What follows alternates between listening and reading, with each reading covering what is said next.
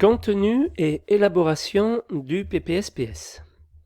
Donc le PPSPS comprend plusieurs grandes parties: les renseignements généraux sur l'entreprise, les acteurs du chantier et la nature des travaux à réaliser, l'organisation des secours, les installations de chantier notamment en matière d'hygiène et de conditions de travail, les modes opératoires et mesures de prévention des risques professionnels.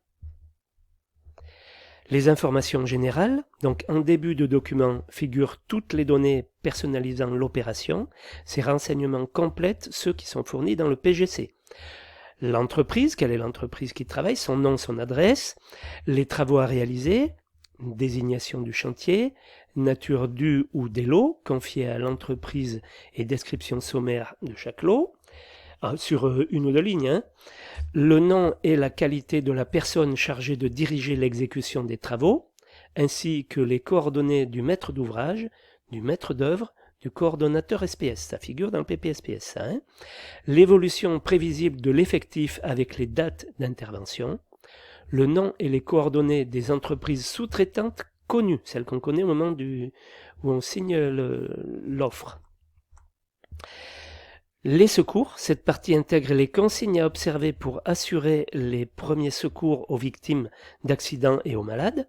Sont indiqués le nombre de travailleurs du chantier qui ont reçu l'instruction nécessaire pour donner les premiers secours, le matériel médical existant sur le chantier, les mesures prises pour assurer dans les moindres délais l'évacuation dans un établissement hospitalier de toute victime qui le nécessite. Les mesures d'hygiène, cette partie présente les installations d'hygiène mises à disposition du personnel, conformément aux indications du PGC, point prévu dans le PGC établi par le coordonnateur SPS. Pour chacune des installations, le PPSPS précise leur emplacement sur le chantier et la date prévue de leur mise en service. Mesures de prévention par tâche, mode opératoire. Le PPSPS est un document de travail opérationnel. Il prévoit en amont l'organisation du travail afin d'éviter les risques ou les prévenir et doit être directement exploitable par les opérateurs sur le chantier. Pour cela, les unités de travail sont découpées en tâches élémentaires que les équipes auront à effectuer.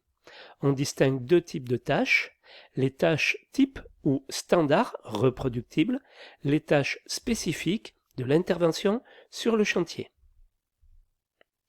Il prend en compte les mesures de coordination générale décidées par le coordonnateur SPS dans le PGC, lui-même évolutif. Donc oui, ça c'est le contenu évolutif, donc, et les 9 principes généraux de prévention. Les 9 principes sont énoncés sur le site de l'INRS, sinon vous les avez dans ce guide. Il mentionne en les distinguant les mesures prises pour prévenir les différents risques: les risques générés par l'activité des autres entreprises, le chantier ou son environnement, en particulier en matière de circulation ou d'activité d'exploitation dangereuse, les risques générés par l'activité de l'entreprise sur les autres intervenants, les risques générés par l'activité de l'entreprise sur ses propres salariés. Pour cela, l'entreprise s'attachera à rechercher les informations qui vont lui permettre d'identifier les autres entreprises, de connaître leurs activités et leurs risques afférents, de les situer dans l'espace et le temps. Lorsque l'absence de risque pour l'un des points cités ci-dessus découle du PGC et de l'analyse des risques menée par l'entreprise, l'entrepreneur le mentionne expressément dans le PPSPS.